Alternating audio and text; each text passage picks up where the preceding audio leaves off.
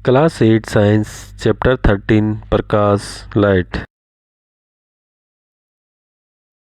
प्रकाश हमारे जीवन में एक महत्वपूर्ण प्राकृतिक घटना है। हम कह सकते हैं कि यह मानव जीवन की महत्वपूर्ण इंद्रियों में से एक है।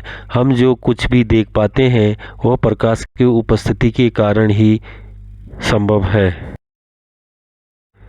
प्रकाश एक प्रकार का विद्युत चुम्बकीय विकिरण है जो मानव आँखों को वस्तुओं को देखने या दृश्यमान बनाने की अनुमति देता है। इसे मानव आँख के लिए दृश्यमान विकिरण के रूप में भी परिभाषित किया गया है। फोटॉन, जो ऊर्जा के छोटे पैकेट हैं, प्रकाश में पाए जाते हैं। प्रकाश सदैव सीधी रेखा में चलता है। प्रकाश कोई वस्तु नहीं है। हमें प्रकाश सूर्य से प्राप्त होता है। प्रकाश की वजह से ही हम वस्तुएं देख पाते हैं। जब कोई भी प्रकाश की किरण किसी वस्तु पर टकराती है, उस समय वह किरण उससे परावर्तित हो जाती है और हमारी आँखों तक पहुँचती है। इन्हीं परावर्तित किरणें की वजह से हमें कोई वस्तु दिखाई देती है। उदाहरण के लिए, आप एक अंधेरे कमरे में किसी भी वस्तु को नहीं देख सकते हैं जहाँ पर प्रकाश की एक भी किरण न हो। परावर्तन के नियम। किसी भी वस्तु से टकराकर वापस आने वाली प्रकाश को परावर्तन कहते हैं। परावर्तन के दो नियम हैं। नंबर 1, आपतन कोण हमेशा परावर्तन कोण के बराबर होता है। नंबर 2, आपतित किरण, परावर्तित किरण और अभिलंब सब एक ही तल में होते हैं। परावर्तन दो तरह का होता है। नंबर 1, नियमित परावर्तन। इस तरह के परावर्तन के अंदर प्रकाश की किरण एक समतल जगह से टकराती है और किरण टकराकर समांतर जाती है। विसरित परावर्तन। इस तरह के परावर्तन के अंदर प्रकाश की किरण एक उबड़ खाबड़ जगह से टकराती है और अलग अलग दिशा में फैल जाती है। जब किसी वस्तु की छवि हमें दिखाई पड़ती है उसे हम प्रतिबिंब कहते हैं। दर्पण के अंदर नियमित परावर्तन होता है। दर्पण से हमारा प्रतिबिंब आभासी दर्पण के पीछे तथा हमारे आकार का बनता है। दर्पण के अंदर हमारा दायां भाग बायां और बायां भाग दायां बन जाता है। बहु प्रतिबिंब। जब एक वस्तु दो या दो से अधिक बार परावर्तित होती है तो वह अपने बहुत सारे प्रतिबिंब बना लेती है। बहुमूर्तिदर्शी में भी बहु प्रतिबिंब की मदद से नए नए डिजाइन बनाए जाते हैं। बहुमूर्तिदर्शी में 3 दर्पण त्रिकोण के आकार में लगा दिए जाते हैं, जिससे जब प्रकाश की किरण उसके अंदर आती है तो वह बहुत अधिक बार परावर्तित होती है और एक नया आकार हमें देती है। बहुमूर्तिदर्शी को कैलिडोस्कोप भी कहते हैं।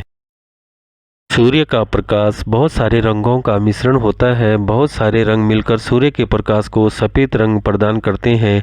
अगर हम सूर्य की किरण प्रिज्म में से निकालते हैं तो यह किरण 7 अलग अलग रंगों में टूट जाती है, जिसे हम बिबिगोर कहते हैं। बारिश के तुरंत पश्चात दिखने वाले इंद्रधनुष के 7 रंग सूर्य के प्रकाश के अलग अलग रंग होने की वजह से बनते हैं। हमारे आँख का चित्र। लेंस हमारी आँख पर पड़ने वाली किरणों को रेटिना तक पहुँचाने का कार्य करता है। रेटिना, यह हमें किसी वस्तु के आकार व आकृति को देखने में मदद करता है।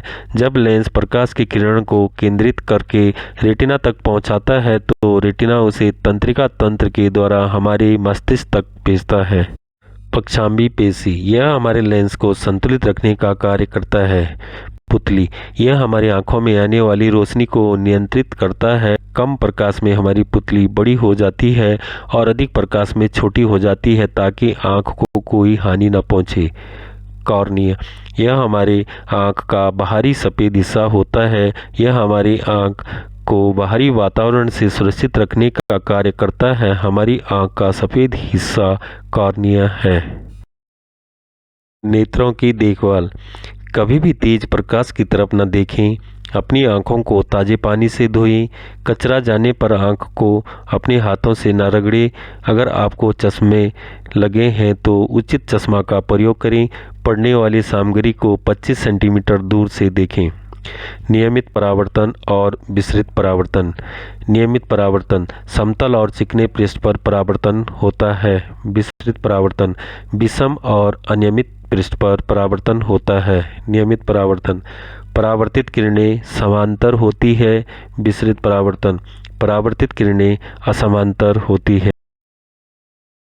मान लीजिए आप एक अंधेरे कमरे में हैं। क्या आप कमरे में वस्तुओं को देख सकते हैं? क्या आप कमरे के बाहर वस्तुओं को देख सकते हैं?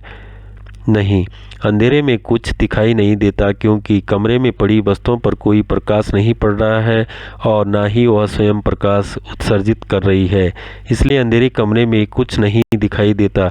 कमरे के बाहर की वस्तुएं दिखाई दे सकती है यदि उन पर प्रकाश की किरणें आपतित हो अथवा ये अपना प्रकाश उत्सर्जित करें।